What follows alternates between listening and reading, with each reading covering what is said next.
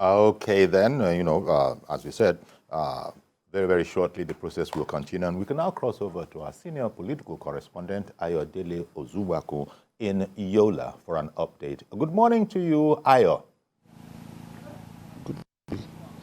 Yes, this is Yola, somewhere in Yola State, Adamawa State, northeast Nigeria, and this is the government reserve area and Assistant Commissioner's quarters here. Minutes to the time of the we don't have the ad hoc officers on site. We have prospective voters just seated around this and seen any members of the ad hoc staff of the Independent Electoral Commission here to set up. And if the exercise is meant to set at 8 a.m., this is just a verdict that it's not possible for them to set up in 29 minutes, and voting might not start in this particular unit by 8 a.m. So that's the situation right here. But before making our way here, it's around 6 a.m., the old town has been cordoned off, and the restriction of movement given by the Inspector General of Police was effected everywhere across the 21 local governments in Adamawa State here. And we also noticed that the Commissioner of Police here in Adamawa State read out the riot acts that state paramilitary organizations are not recognized in this election, that they are not meant to participate in this election. It's only the military, the police force, and those paramilitary forces duly accredited by the Independent National Electoral Commission are just the only security outfits accredited by INEC, and those are the ones that are allowed to actually participate in this exercise. They have a tag like all journalists, like we have now. So any security officer you see will have been duly accredited from the headquarters of the Independent National Electoral Commission. It's a National Assembly and presidential election, so we expect that the ad hoc committee people, when they come here, they will be coming with 3 ballot papers, 1 for the presidential election, 1 for the Senate, and 1 for the House of Representatives.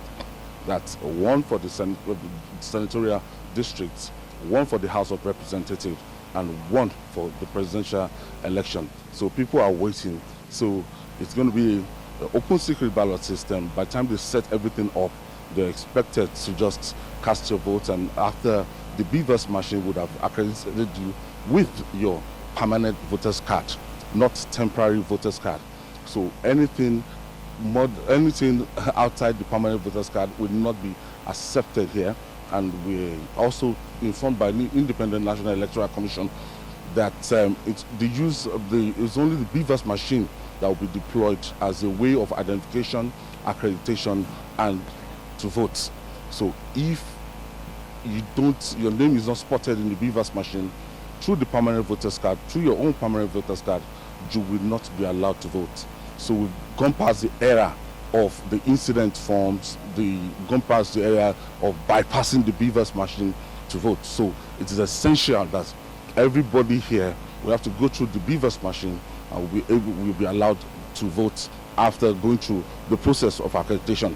And as I told you earlier, we're still waiting at the commissioner quarters here in GRA. People are coming in one by one, but we've not spotted any official of the Independent National Electoral Commission on site here. Okay. Ayo there. As you say, we're waiting on INEC to show. They haven't shown up yet, but we've been assured that INEC is ready. Security-wise, even if INEC hasn't shown, I also can't see any security, even though it's not exactly a long shot you're on. But security is no less, I will not say tight, but appropriate for the situation, right, Ayo? Arrangements for security in Yola and other areas. Because of the electoral officers that are not around, but you can see security, journalists, everybody, they are loitering around, waiting for the electoral officers to actually come to set up. So I think after the setup, we can actually know the number of those security guys that will be manning this particular polling unit. Okay, I get you now. So as soon as we have anything else to report from there, we'll be back to you, Ayo. Thank you very much for that situation report. I'm sure we're going to be hearing a lot more of you today. Thank you.